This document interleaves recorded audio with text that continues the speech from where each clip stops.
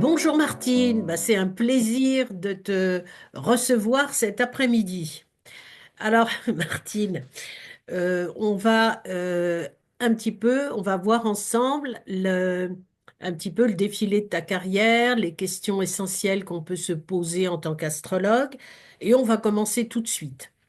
Alors, comment es-tu devenue astrologue? Quelles ont été les rencontres opportunes? Quels sont les travaux des astrologues qui t'ont le plus marqué? Très bien, Catherine. Alors, écoute, c'est pas trop compliqué quand on s'appelle Barbeau, hein. Eh oui. Je crois que les premières rencontres, c'est celles de mes oncles, c'est sûr, et que l'astrologie est venue vraiment à moi, c'est pas moi qui suis venue à elle. Et je dirais que le déclic que j'ai eu, j'avais 15 ans et c'est André Barbeau m'avait envoyé à l'époque un ouvrage que je n'ai plus, hélas, qui doit être complètement épuisé, qui s'appelait Les femmes illustres chez l'astrologue. Et c'était des biographies. Et là, à l'époque, j'étais déjà très tournée vers la littérature. Et il y avait George Sand, il y avait Colette, que j'adorais, qui était Verseau. Enfin bon. Et je me suis dit, oh là là, mais c'est des interprétations de caractère, etc. Et donc, je me suis dit immédiatement, je veux devenir astrologue. Donc l'idée est venue immédiatement, mais je me suis dit, on ne devient pas astrologue à 15 ans, à 20 ans. Il faut d'abord que je, que je travaille sur l'humain. C'est pour ça que je me suis orientée vers la psychologie. Oui, Et donc, les premiers ouvrages, c'est le premier ouvrage, comme plein d'astrologues de mon âge, c'était le traité pratique d'André Barbeau.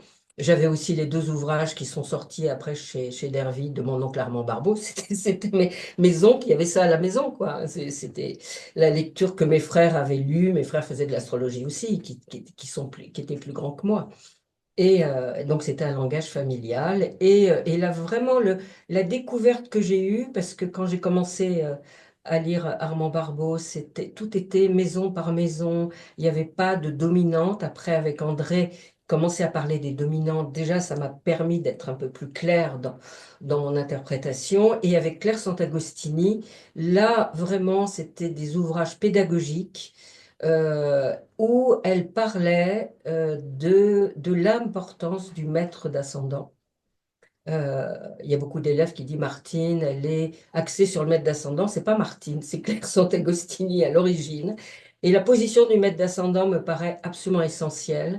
Donc pour moi, ça a été vraiment le déclic. Puis après, évidemment, j'ai lu plein d'autres ouvrages. oui, bien sûr. Voilà. Et les chaînes planétaires, Sant'Agostini, c'était aussi le travail sur les chaînes planétaires qui Oui, oui. recoupait Puis, quand bon, même l'analyse du maître de puis bon, l'ascendant. elle était institutrice, donc elle s'occupait d'enfants. Moi, je me Voilà. suis occupée Oui. d'enfants aussi. Donc, ça me parlait beaucoup. Voilà. Oui. Et alors, les femmes illustres, Ah à oui. 15 ans, tu lis les Ah oui, femmes ah oui, oui, illustres oui. Alors là, et j'étais mais transportée, transportée. on peut s'autoriser à penser quand même, tu es un grand nom de l'astrologie, tu vas être une femme illustre de Exagérons pas, exagérons l'astrologie. pas. Mais ce livre était remarquable. Ce livre Oui. était tout à fait remarquable. Tu Moi l'as eu, aussi. tu l'as eu Ah dans bah les bien mains? sûr, Ah, bien sûr, d'accord, bien sûr. d'accord. Ouais. C'est un des premiers livres que j'ai lus et j'ai trouvé qu'il y avait un parti pris féministe presque Oui, et ah j'ai oui, oui. beaucoup Oui, aimé. oui, oui, oui, oui. Oui, donc vraiment, c'est vrai que tu as été vraiment à bonne école. Oui, c'est sûr. Tu as ça dans J'ai ton pas eu d'état ADN. d'âme, j'ai pas eu d'hésitation. La route était tracée. Oui, et alors tu as eu un parcours de psychologue avant de devenir astrologue. Alors on peut se poser la question, en quoi cela te sert dans ta pratique d'astrologue? Ça me semble évident. Est-ce que tu pratiques des thérapies avec tes consultants? Alors, effectivement, la psychologie est venue après l'astrologie, hein, puisque après mon bac à 18 ans, j'ai commencé à faire mes études et j'ai d'abord fait une, euh, j'ai d'abord été psychomotricienne, c'était une rééducation en 3 ans, puis après j'ai développé la psychologie, donc j'ai beaucoup travaillé avec des enfants. Et immédiatement, hein, je me suis servi du thème. Je demandais aux parents l'heure de naissance, est-ce qu'ils sont nés le matin, l'après-midi, ils me disaient, et je traçais le thème, et j'avais un éclairage absolument prodigieux, qui fait que dans les réunions de synthèse où moi j'étais la dernière roue du carrosse, parce qu'il y avait d'abord la psychiatre, la neuropédagogue, le psychologue, et Oui, moi en comme dernier, maintenant, ça n'a pas changé. l'orthophoniste, oui, avec la hiérarchie bien évidemment qu'il y a. Et quand on se retrouve en réunion de synthèse où chacun parlait des cas, j'avais toujours, j'avais toujours des personnes qui pensaient que j'étais extrêmement douée parce que j'arrivais à faire des pronostics en disant cet enfant, c'est pas le problème de cet enfant, c'est la mère, c'est ci, cela, etc. Ça va s'arranger d'ici quelques mois. Et puis ça s'arrangeait il me disait, mais comment tu fais? Mais je disais, mais c'est parce que je fais de l'astrologie. J'ai osé le dire. J'ai dit, je suis pas meilleure que les collègues. Simplement, c'est un outil qui me permet de comprendre et d'être beaucoup plus efficace grâce Oui, à, grâce à cela. Et effectivement, bon, ben, l'apport de la psychologie, de la psychiatrie, j'ai travaillé en milieu psychiatrique aussi, euh, m'a permis aussi de mettre des noms sur des situations, sur des comportements. Hein. Et je crois que ça, c'est très important parce que je pense que le rôle de l'astrologue, c'est aussi de conseiller, d'orienter éventuellement vers un thérapeute. Alors, là, le fait de beaucoup de personnes ont voulu faire un travail avec moi, bien évidemment, quand ils découvrent que je mets le doigt sur un noyau névralgique. Et je me le suis toujours interdit parce que pour moi, j'aurais pas eu, comme disait Freud, la neutralité bienveillante, entre guillemets. tout à Parce que fait. le fait de savoir, le fait de prévoir, ça m'aurait complètement perturbée. Et j'étais trop astrologue pour faire abstraction et faire comme si. Donc, j'envoyais à des collègues. Et justement, ce que je trouvais ça très intéressant, j'avais euh, évidemment plein de collègues psychologues, mais j'orientais les clients, entre guillemets, vers la personne qui lui correspondait le mieux. Non pas une, c'est peut-être même une personne que moi, j'aurais pas choisie comme thérapeute. C'est pas quelqu'un, mais je savais que là, ça allait bien matcher, comme on dit. En fonction de sa dominante planétaire. Voilà, en fonction Et tu des vois, aspects clés, quelquefois en fonction d'un aspect clé, tout à fait. ça, c'est un message important pour les jeunes générations qui, j'espère, vont nous écouter. Mais en fait, on ne peut vraiment être bon astrologue qu'après avoir fait une formation de psychologie et surtout avoir pratiqué dans le monde de la psychologie. Et Parce avoir que fait un travail aussi et sur avoir fait un soi-même. travail Je thérapeutique, crois que ça, c'est important. c'est Ouais. les trois choses importantes, hein. On ne devient pas astrologue à partir de connaissances livresques ou à partir de cours, mais à partir de l'étude Non, de parce que l'humain, quoi, de on peut la pas pratique de s'empêcher, l'humain. c'est ça, parce qu'on peut pas s'empêcher de projection en fonction de ce que l'on est soi-même. Et notre rôle d'astrologue, c'est justement de nous mettre à la place et de voir Ouais. cette personne, quel est le meilleur conseil pour elle. Et un conseil qui ne me correspondrait pas à moi, personnellement. Ouais. Et là, c'est très important ce que tu soulignes aussi, de ne pas confondre les deux disciplines, c'est-à-dire on ne peut pas être à la fois astrologue et psychologue pour la même personne, puisque l'astrologue est celui qui sait, alors que dans la thérapie, je veux dire, on ne sait de l'autre que ce qu'il va nous dire de lui, donc c'est deux démarches fort différentes. Oui. Et c'est bien d'avoir pu en parler. Et alors, pour toi, Martine, euh, qu'est-ce que ça veut dire être un bon astrologue? Qu'est-ce que c'est être un bon astrologue? Et je crois que c'est une question importante. Et quelque part, il m'a fallu du temps, des années, je dirais, de pratique, de voir que en 50 ans maintenant de pratique, ça ne rajeunit pas, euh, je ne pratique plus du tout, heureusement, de la même manière qu'à mes débuts. En ce sens que il m'arrivait, à l'issue d'une consultation, d'être très contente de moi, en disant, ah, là c'est bon, j'ai bien vu le nœud, ah, là c'est bien, je suis contente de moi. Et je me rendais compte que ben, la personne en face n'était pas si contente que ça finalement. Et puis le contraire, des personnes qui sont absolument enchantées en disant que vraiment c'est... Et moi, je me disais, mais vraiment, qu'est-ce que j'ai fait qu'est-ce que j'ai rien défriché de particulier, j'ai rien. Donc ça veut dire que quelque part il se passe des choses qui nous échappent, qu'il est extrêmement important de ne pas en faire trop. C'est vrai qu'au début, hein, quand on veut bien faire, on a envie de tout dire. Et je me rappelle qu'il y avait une personne en sortant qui me dit: Ah, j'ai l'impression d'avoir été dans le grand 8. C'est-à-dire, j'ai eu tellement de choses que j'en ai le tournis. Il va falloir que je délaye, j'écoute tranquillement. Je me suis dit: Oh là là, j'ai fait trop fort en voulant bien faire. Il ne s'agit pas de bien faire, il s'agit d'être à l'écoute, il s'agit d'être réceptif et de répondre à une simple demande sans aller forcément plus loin, qui peut-être est quelque part trop intrusif, trop bousculant pour la personne aussi. Donc, la bonne consultation, c'est aussi le moment, c'est là où il y a le kairos, où il y a quelque chose dans le ciel. Ça me fait penser à une personne qui me dit: Ah, c'est incroyable l'astrologie. Je voulais que vous me parliez de mon opposition Vénus-Pluton. Or, j'ai pris un rendez-vous avec vous, vous m'avez décommandé, et je reprends un rendez-vous. Et dans le ciel, elle me dit: Je n'avais pas fait attention, il y a une opposition Vénus-Pluton. Là-dessus, je lui dis: Bah, écoutez, ça doit être un grand jour parce que moi-même, j'ai une opposition Vénus-Pluton. Donc, pour parler de cet aspect, c'était le moment. Voilà. Et des personnes qui sont envoyées, qui viennent, mais parce qu'on les a poussées. C'est une copine, c'est une frère, c'est la mère qui dit: Allez, vas-y, vas-y, vas-y.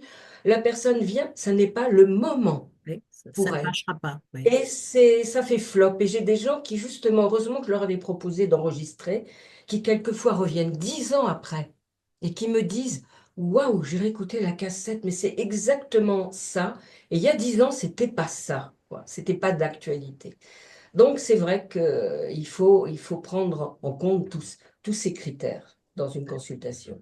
Oui, donc c'est très proche à ce niveau-là de la consultation de psychologie. Bien tenir compte de la notion de transfert, de contre-transfert. Ah On oui. n'est pas la bonne astrologue pour tout le monde. Tout à Et fait. c'est quelquefois pas le bon moment pour la Oui, personne. quand c'est pas le bon moment, ça va pas être très parlant. Il y a pas de transit majeur, ça réactive pas des points du thème. En général, la personne, quand elle vient, c'est qu'elle se pose une question. C'est ou que quelque chose ne va pas, soit elle est à un carrefour de sa vie, et, euh, et donc elle hésite. Mais c'est la plupart du temps, d'ailleurs, c'est amusant. Je dis, je me rappelle d'avoir dit plusieurs fois à une personne, je dis: Oh, vous avez bien fait de venir maintenant parce que depuis 3 ans, il y avait Saturne à l'ascendant, Saturne en aspect de Vénus, Saturne en aspect de la Lune.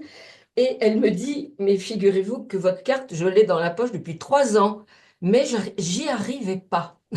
Et au moment où, comme par hasard, il y a un petit transit qui bouscule, elle vient et là, ça va être le bon moment. Oui, donc il y a quelque chose de magique hein, dans les rencontres. Il y a quelque chose Ah oui. de C'est pas prédestiné. n'importe quel moment. Mm. C'est pas n'importe quel moment et on travaille bien dans un registre subtil, dans une dimension énergétique Puis subtile. dans une dimension symbolique aussi, ça aussi, c'est très important. Hein, Oui, et ce que tu dis aussi, et qui est intéressant pour les jeunes générations, quand on débute en astrologie, on prépare la consultation, bien c'est sûr. presque des thèses de troisième cycle. Tout à Et fait. plus on avance dans la consultation, Plus on lâche. plus on lâche, quoi, et on a besoin de beaucoup moins de temps de préparation, parce qu'on est disponible, on est davantage disponible à Oui, l'autre. oui, oui. Et ça me fait penser ce que disaient un de mes formateurs en psychologie. Et il disait, le métier de psychologue consiste à ne rien faire. Alors, on avait tendance à fermer nos classeurs, mais c'est-à-dire à être dans l'écoute, quoi. Et Mm, c'est mm, bien ce que mm, tu mm. dis. Mhm, mhm. Et alors, est-ce que tu aurais l'exemple d'une consultation réussie? Tous les jours, elles réussissent. Non, je plaisante. J'ai pas été Une consultée. consultation qui t'aurait marqué, quoi. Disons, il y a une consultation, il y a vraiment une consultation qui m'a marquée et en plus elle est d'actualité puisqu'elle a un rapport avec la conjonction Saturne-Neptune. Donc, avec toute la poésie et la magie que peut donner cette conjonction, mais c'était une personne, c'était un homme qui avait déjà 45 ans et qui était Balance ascendant Capricorne et qui était né donc en 1952 lors de la conjonction Saturne-Neptune en Balance. Lui, il avait cette conjonction au milieu du ciel avec le Soleil. Donc c'était Soleil, Saturne, Neptune. Et comme il était ascendant Capricorne, Saturne, son maître d'ascendant, était collé à Soleil, Neptune. Et il venait pour une seule raison, qui était parce que bon, il y avait une émission jadis qui s'appelait Santé à la une avec Robert Namias, Anne Barrère, et c'était astrologie et médecine. Et donc, ils avaient fait une petite interview de moi, et du coup, j'ai eu plein de gens à l'issue de ça qui venaient pour avoir un diagnostic médical. Je me suis dit, bon, alors il me disait que c'était que les médecins ne trouvaient pas ce qu'il avait, qu'il allait être opéré, on devait être fin octobre, que début novembre, on allait l'opérer pour voir ce qu'il avait. Je dis, puisque c'est encore Neptune avec son flou artistique. Et, euh, et c'était en 89 qu'il vient me voir pendant la conjonction Saturne-Neptune qui transitait son ascendant au carré de la conjonction natale. Donc c'était vraiment là un moment absolument important. Et, euh, et là-dessus, je lui dis, ça va être difficile de parler de vous sans parler du père, parce que Saturne, collé à Soleil, Neptune, s'identifie au père. Et là, il se met à pleurer. C'était un homme, en plus, il était scientifique, il était chimiste. C'était pas un évaporé, hein. Pourtant, on aurait pu croire. J'aurais pu croire. Donc, tout de suite, comme beaucoup de Neptuniens qui ont, quand ils aiment, ils s'identifient complètement, ils fusionnent complètement. Euh, C'est juste, oui. je, il me disait que soit il y avait des médecins qui trouvaient qu'il avait des problèmes pulmonaires et d'autres qui étaient cardiaques. Et ils n'arrivaient pas à trouver. Là. Ils n'étaient pas d'accord. Je me suis dit, je ne suis pas évidemment médecin, ça va de soi. Et je me suis dit, comment c'est possible de confondre? Mais chez les Neptuniens, tout est possible parce qu'un jour, on va voir un médecin, on a des symptômes particuliers. Une semaine après, on va voir un médecin, on a d'autres symptômes. C'est tout le problème. Bon. Et donc, je lui dis immédiatement, ça me vient une évidence, je lui dis, mais votre père, il avait des problèmes pulmonaires. Il me dit, oh bah oui, il a fait 2 fois des pneumonies. Et puis j'ai dit, mais il avait aussi des problèmes cardiaques. Là, pour moi, j'étais pas dans la voyance, mais presque, mais c'était une évidence. Il me dit, bah oui, etc. Et il était mort récemment, bien évidemment. Et il me dit, il est mort d'une crise cardiaque. Alors je lui dis, écoutez, les médecins qui ne trouvent pas, c'est pas parce que ce sont des mauvais médecins, je dis parce que vos symptômes sont des symptômes euh, psychiques. Vous aimiez tellement votre père que vous avez les mêmes symptômes et que du coup, et il se lève, alors immédiatement il se lève et il me dit, je suis guéri. Alors j'avoue que Ah oui, c'est un c'était exemple. le pompon là, là c'était le pompon, là c'est un truc absolument à la Saturne-Neptune, voilà. C'est un exemple passionnant C'est et presque un exemple avant le congrès, tu vois. voilà, qui est en relation aussi avec le transgénérationnel que nous avons abordé pendant si longtemps ensemble. Et beaucoup de maladies sont liées aux maladies de l'arbre, sont liées aux ancêtres. Et là, on aurait beaucoup, beaucoup de choses à dire, hein, autour de ça. Absolument. Et alors,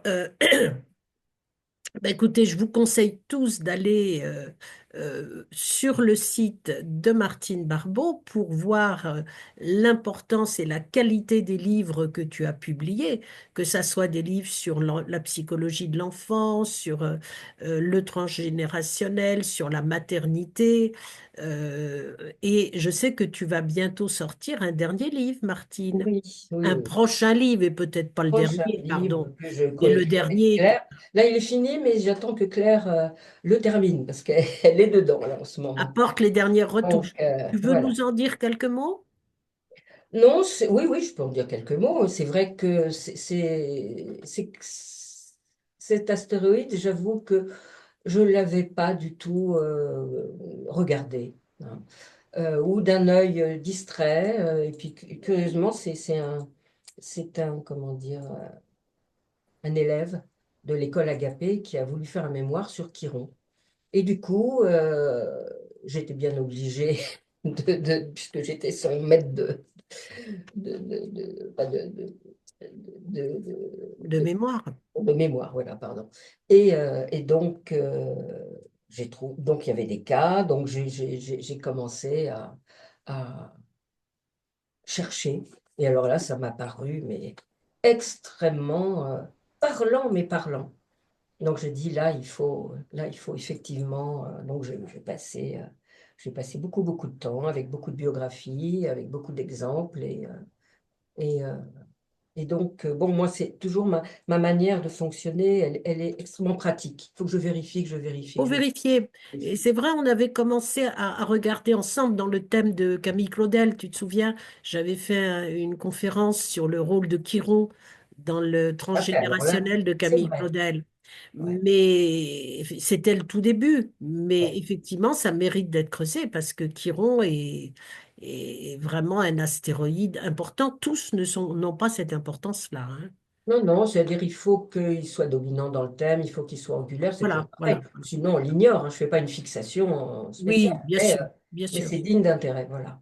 Voilà, ben oui, c'est digne d'intérêt pour nous qui nous intéressons au transgénérationnel, puisque c'est Mhm. la voie de résilience, comment sortir d'un schéma transgénérationnel dont il est bon de tourner le dos ou de prendre une autre voie. Oui, oui, puis ce qui est intéressant dans Chiron, c'est que comme on l'a découvert entre Saturne et Uranus, il a un, comment dire, un lien entre le passé, Et les le futur, ancêtres, oui, et le oui, futur. oui, oui, oui. Ça, c'est vraiment ça, c'est une porte, Oui, c'est la porte de sortie du transgénérationnel. c'est Voilà, comme ben le merci gardien. Martine pour ce bel entretien.